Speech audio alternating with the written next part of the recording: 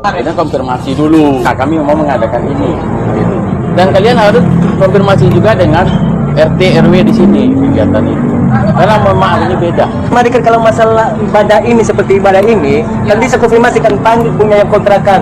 Dek, begini tolong hentikan. Tapi kalau rumah yatim sendiri seperti ini, masuk aku rumahku. Ya memang betul juga suka. Saya cuma pecahkan kaca rumah saya. Bisa kan? Kalau dengan Kenapa tadi mau pecah kaca? jangan tuh borok nanti. Borok nanti banyak jangan. Jangan kau Saya mau ibadah enggak? borok kau nanti. Borok nanti. Apa emang? Siapa yang nggak boleh saya pegang? Siapa yang nggak boleh? Borok kalian itu semua jadi. Sabar. Ini Tidak berapa masalah itu semua panuaran kau. Depannya masa panuaran ini kampung kalian semua. Borok. Yang buat gawat tenang-tenang tidur kita di sini, sampai di sini kita nahan-nahan. Makanya tadi Bapak cuma nyuruh kita di atas itu supaya mereka disuruh pulang ini.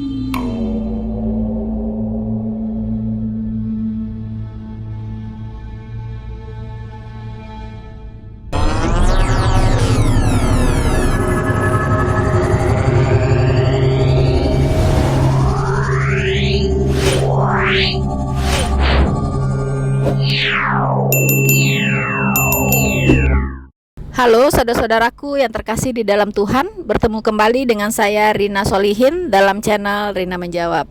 Teman-teman, apa kabar Anda semuanya? Saya berharap teman-teman semua dalam keadaan sehat dan selalu bersuka cita dan tidak kekurangan satu apapun. So teman-teman, kali ini saya akan menanggapi sebuah peristiwa yang sedang viral, yaitu dibubarkannya sebuah acara ibadah ya, dibubarkannya persekutuan doa yang terjadi di sebuah rumah kontrakan di Kota Padang, tepatnya di Kampung Nieh atau Kampung Nias teman-teman ya, di mana umat Kristen dari gereja GBI Sola Gracia ya, itu sedang mengadakan yang namanya kebaktian doa. Ya, itu terjadi pada hari Selasa 29 Agustus 2023 di rumah seorang jemaat yang bernama Juni Zai ya, seorang keluarga Nias ya, sebuah keluarga Nias yang punya bayi kalau tidak salah ya. Jadi ini sebuah keluarga kecil dan di sana mendapat giliran untuk mengadakan kebaktian doa dari gerejanya, teman-teman. Nah, di saat kebaktian doa berlangsung, tiba-tiba pemilik kontrakan, inisialnya adalah L, seorang ibu-ibu, dia ngomel-ngomel ya, kemudian dia mendatangi rumah kontrakan tersebut dan memecahkan kaca-kaca jendelanya, teman-teman. Wow, grausam sekali ya, sadis sekali ya, ibu-ibu kok bisa seperti itu, teman-teman ya. Seharusnya dia tinggal memanggil saja yang kepala rumah tangganya kan, tinggal dipanggil, bicara baik-baik, dan kalau memang merasa terganggu silahkan disampaikan begitu. Mungkin suaranya harus dipelankan kah atau seperti apa begitu kan. Memang di dalam kebaktian doa ini tentu saja ya, mereka berdoa dan mereka menaikkan puji-pujian tentunya teman-teman ya. Dan saya tidak yakin bahwa mereka menggunakan musik yang keras. Di rumah pasti tidak ada musik, paling gitar, itu pun paling ya, kalaupun ada gitu, paling gitar. Lalu gitar sekeras apa sih? Dan mereka juga pasti tidak pakai toa, teman-teman ya. Jadi polisi mengatakan bahwa mereka terganggu karena musiknya terlalu keras. Ini sangat mengada-ada ya, teman-teman ya. Pasti tidak ada musik yang dipakai saat menaikkan puji-pujian. Saya katakan paling gitar, dan gitar pun tidak akan bisa bunyinya sekeras apa begitu ya. Mungkin di luar rumah pun tidak akan terdengar ya kan, bunyi gitar, kecuali mereka pakai toa, ke segala penjuru diarahkan, baru ya bisa heboh teman-teman ya. Jadi itu lebay lah ya, mencari alasan saja.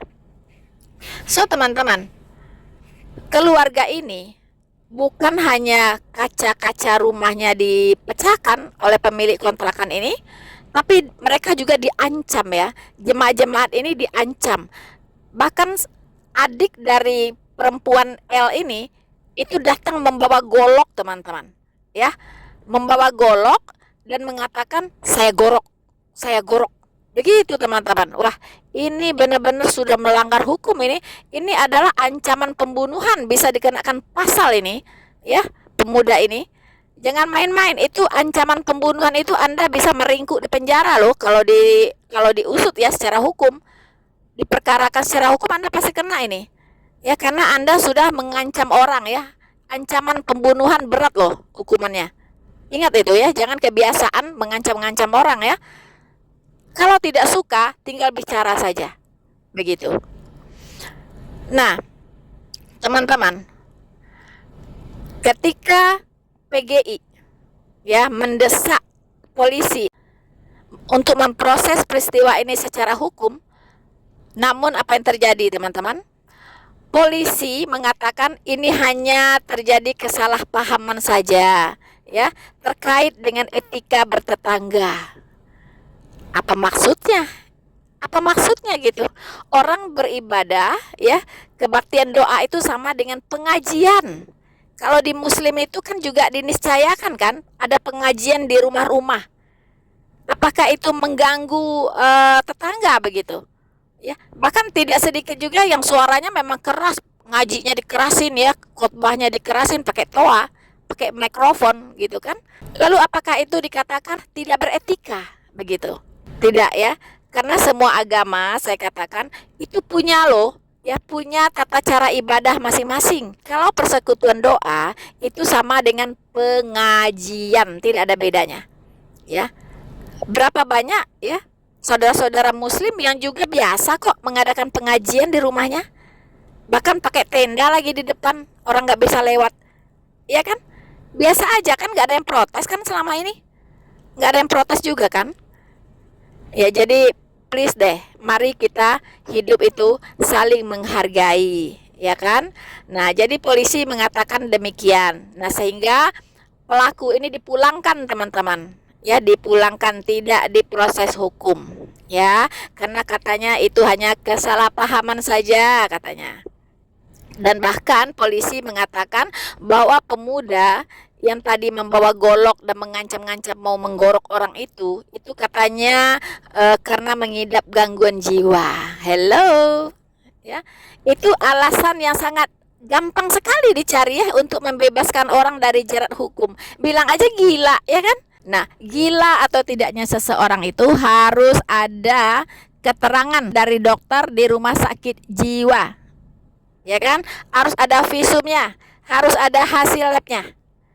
Ya, kalau Anda bisa menunjukkan bahwa laki-laki yang mengancam mau menggorok orang tadi itu mengalami gangguan jiwa, silahkan ya tunjukkan hasil resumnya, hasil keterangan dokternya dari dokter penyakit jiwa ya, dari rumah sakit penyakit jiwa, silakan ditunjukkan. Tapi kalau tidak bisa tunjukkan, laki-laki ini harus diproses secara hukum karena sudah mengadakan ancaman pembunuhan kepada jemaat yang sedang melakukan kebaktian doa ya. Itu tidak bisa dibiarkan, karena kalau ini dibiarkan maka akan muncul lagi yang lain dari orang-orang yang sejenis yang memang tidak suka orang Kristen beribadah, tidak suka orang Kristen menaikkan puji-pujian kepada Tuhan Yesus, tidak suka orang Kristen berdoa ya dengan menyebut-nyebut nama Yesus, tidak suka. Alergi teman-teman, kuping jadi panas ya, kuping jadi panas sekali begitu kan. Nah kita udah tahu mereka di pihak siapa. So teman-teman, kemudian pihak MUI, pihak FKUB itu pun memberikan pendapat yang senada ya kan? Jadi mereka mendorong penyelesaian itu secara kearifan lokal, maksudnya begitu. Apa maksudnya kearifan lokal, teman-teman? Diselesaikan dengan cara kearifan lokal. Wow, kalau saya terjemahkan, teman-teman, mereka akan mengatakan bahwa mayoritas di Padang itu, ya, itu adalah Muslim, Islam. Jadi kalau mayoritasnya Islam, Anda jangan coba-coba untuk melakukan pengajian atau semacam kebaktian doa di lingkungan orang yang di lingkungannya itu adalah mayoritas Muslim. Jadi itu merupakan gangguan bertetangga, ya, itu melanggar etika bertetangga karena tetangganya itu adalah mayoritas Muslim. Jadi yang non Muslim kalau bisa jangan berdoa, ya, jangan beribadah, ya, diam saja di rumah.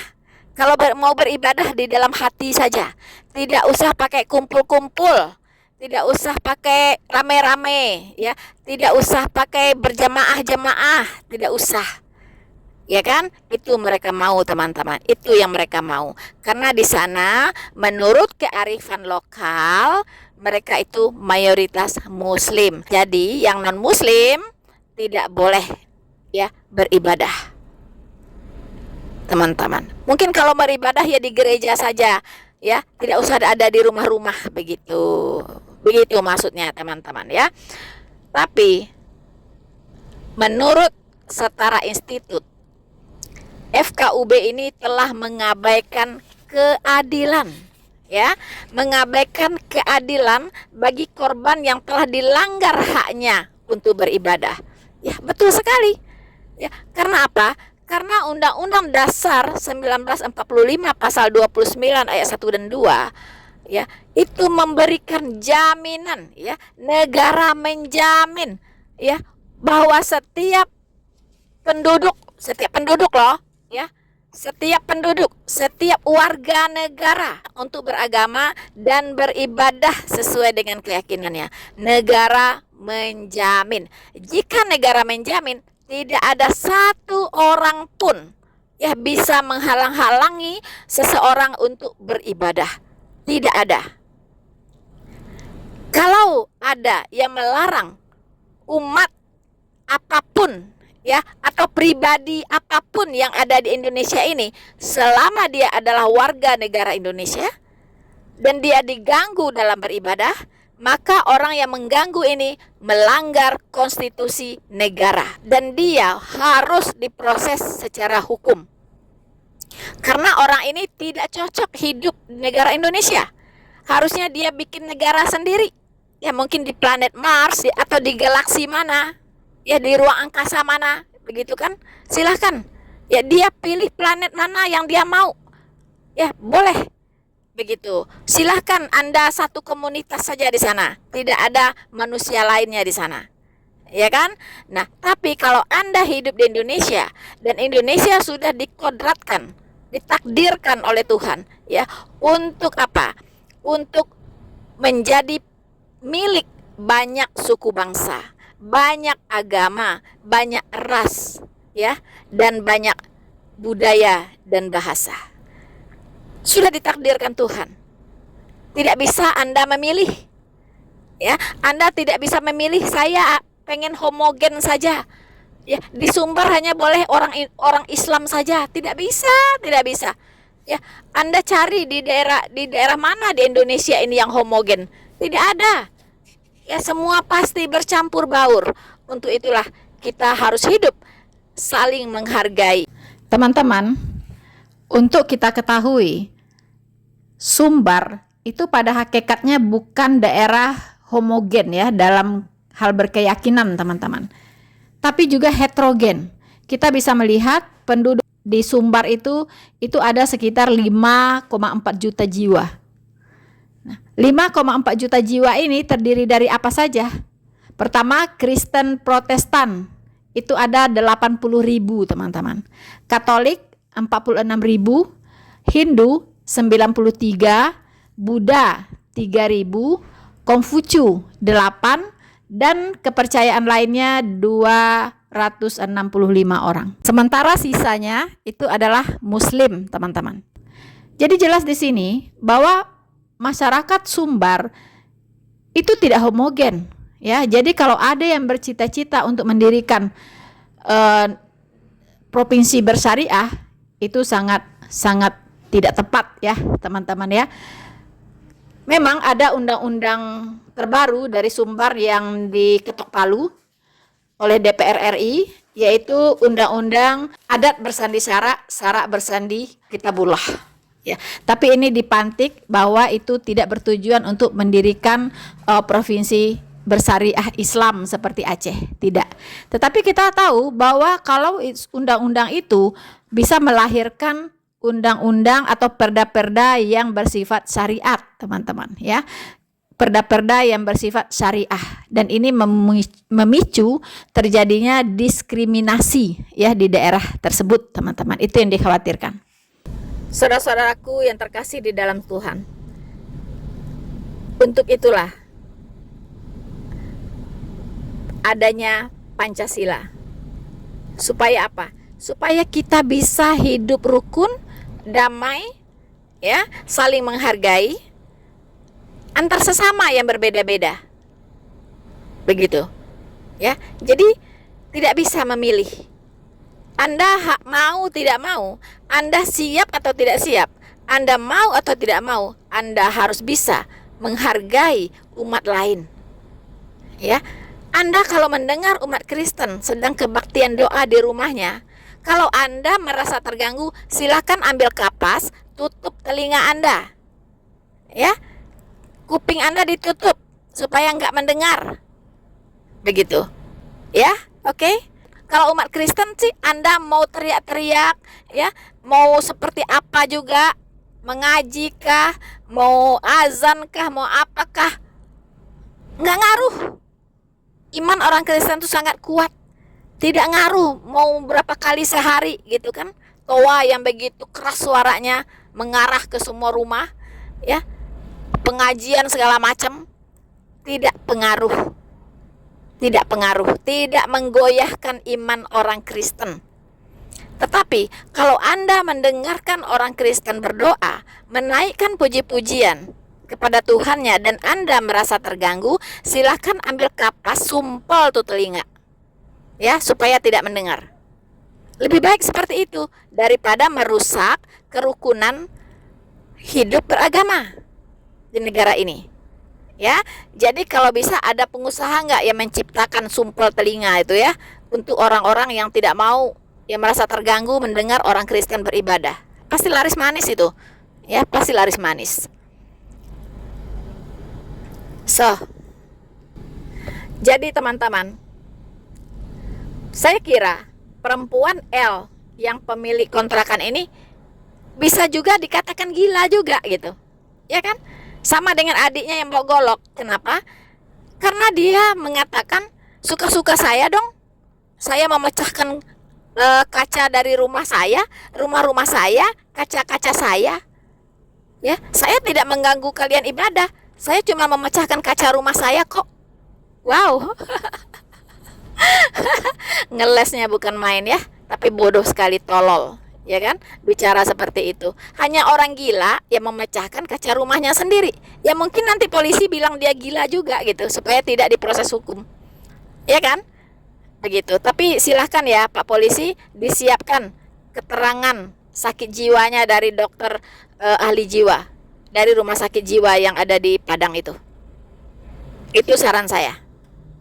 Saudara-saudaraku yang terkasih di dalam Tuhan, untuk sedikit menambah wawasan, teman-teman, bagaimana sih kok ada suku Nias, ya? Kok ada sih suku Nias yang beragama non-muslim di Kota Padang? Bahkan di Sumbar, ya, teman-teman, tersebar, mereka tersebar karena mereka memang adalah perantau.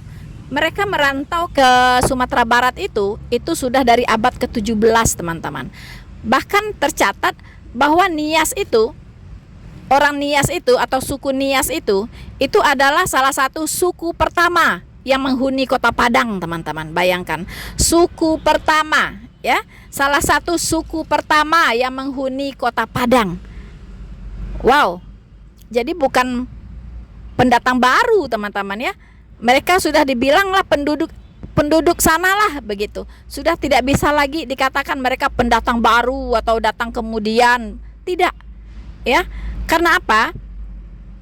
Karena memang orang-orang Nias ini itu perantau ya, dan mereka didatangkan ke kota Padang di zaman Belanda itu, di zaman VOC dulu, untuk menjadi pekerja ya, untuk membangun infrastruktur yang ada di kota Padang teman-teman. Nah karena itu mereka banyak memilih tinggal di daerah-daerah pesisir pantai ya, termasuk di Puruy ya, di Puruy teman-teman. Puruy itu salah satu sidlung atau apa ya, tempat tinggal, tempat domisili ya, mayoritas itu orang-orang Nias gitu, orang-orang Nias. Kata Puruy sendiri yang diberikan kepada daerah itu ya, sidlung itu atau kompleks itu atau daerah yang mayoritas tinggal orang Nias itu disebut Puruy teman-teman. Puruy itu dari bahasa Nias. Saya kira teman-teman, banyak orang Padang sendiri, orang asli Padang ya, itu tidak tahu bahwa kata Puruy itu berasal dari bahasa Nias. Mereka membunyikannya Furuy, karena orang Nias itu tidak bisa membunyikan huruf P, jadi mereka menyebutnya Furuy ya. Orang Padang menyebutnya Puruy teman-teman ya. Nah itu artinya adalah melipat ya. Kok bisa melipat? Ya, melipat artinya Furuy ya, atau Puruy gitu. Itu artinya melipat. Melipat apa? Yaitu ombak-ombak ya. Ombak yang apa? Yang ombak pantai Padang yang bergulung-gulung ya. Memang pantai Padang itu indah sekali. Ombaknya itu tidak pernah berhenti bergulung teman-teman ya. Nah, mereka menyebut bergulung itu adalah berlipat. Jadi ombaknya berlipat-lipat ya. Jadi mereka sebut daerah tempat mereka tinggal, mereka namai Puruy. Ya, jadi saudara-saudara yang orang Padang, orang Minang ya di kota Padang, lah tahu kini kan apa artinya Puruy itu. Puruy itu artinya malipe. Ya, malipe.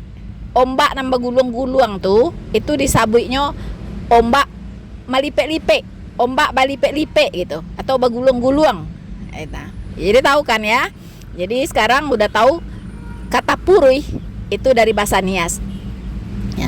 Tapi bukan kata Puruy saja teman-teman ya. Bahkan ada satu kompleks perumahan namanya Siteba ya.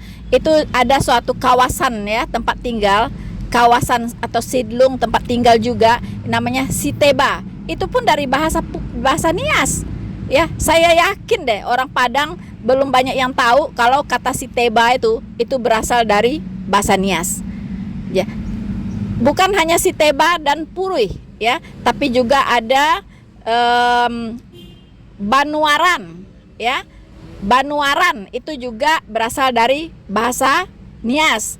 Kemudian Hiligo. Nah, yang Pasaraya Padang sekarang ini ya, itu namanya Hiligo. Itu dari bahasa Nias teman-teman ya. Jadi teman-teman yang di Sumbar ya, jadi tolonglah saudara kita orang-orang Nias ini bukan orang baru di kota Padang ya. Mereka ini adalah salah satu dari suku pertama yang datang ke Padang. Dan mereka bahkan menamai tempat-tempat mereka tinggal dengan bahasa mereka. Karena ketika mereka masuk Siteba, ketika mereka masuk Puruy, ketika mereka masuk ke Hiligo, ke Banuaran, itu belum ada manusia di situ. Masih hutan belantara, ya, masih sepi. Makanya mereka yang pertama datang ke sana, maka mereka namailah daerah itu dengan bahasa mereka. Begitu teman-teman ya. Jadi tolong jaga hubungan silaturahmi dengan saudara-saudara kita orang Nias. Walaupun mereka berbeda agama, tetapi mereka juga punya hak untuk hidup di sana, untuk menjalankan kehidupan mereka sebagai umat beragama. Mereka juga diwajibkan kok oleh Tuhannya untuk beribadah, ya. Diwajibkan kok oleh Tuhannya untuk pengajian, ya kan? Bukan Islam saja yang diwajibkan Tuhannya gitu. Ya, jadi tolong saling menghargai. Ya, saling menghargai gitu ya. Karena kita mau semua umat beragama hidup di sini rukun dan damai. Janganlah jumawa ya.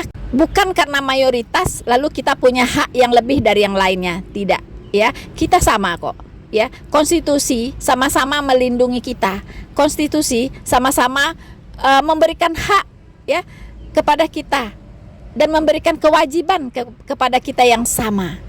Walaupun di Padang itu ada non-muslim juga, mereka sama kok diwajibkan membayar pajak.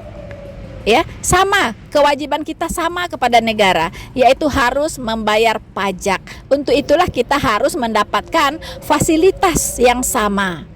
Ya, baik itu fasilitas umum, fasilitas untuk beribadah dan lain-lainnya. Ya, oke, teman-teman. Dan saya harap ini kejadian yang terakhir ya terjadi di Sumbar.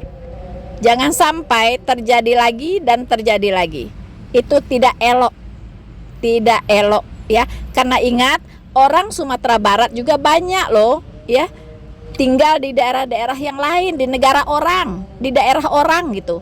Orang Sumbar ini juga perantau, di mana ada daerah ada orang Padang di situ, gitu ya. Jadi kalau saudara-saudaraku Minang ini ingin dihargai di daerah orang, tolonglah hargai juga orang-orang yang ada di daerah Minang. Oke?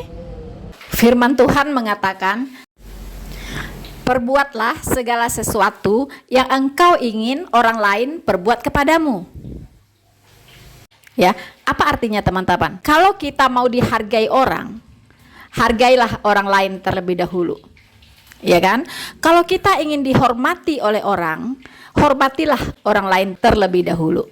Jika orang Minang dimanapun berada, di daerah-daerah lain ataupun di negara-negara lain yang tersebar, saudara-saudara ingin dihargai di sana oleh penduduk-penduduk setempat di sana, dan saudara-saudara adalah pendatang di sana, dan Anda ingin dihargai, maka hargailah orang-orang lain, orang-orang yang tidak seiman, orang-orang yang tidak sesuku, seras dengan Anda yang hidup di Sumatera Barat.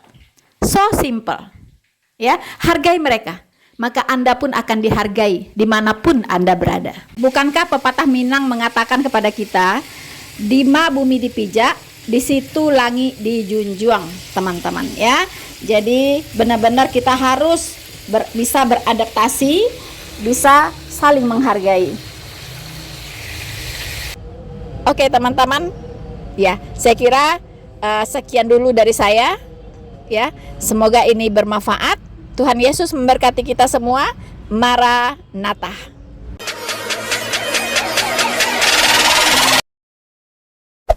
Hey there.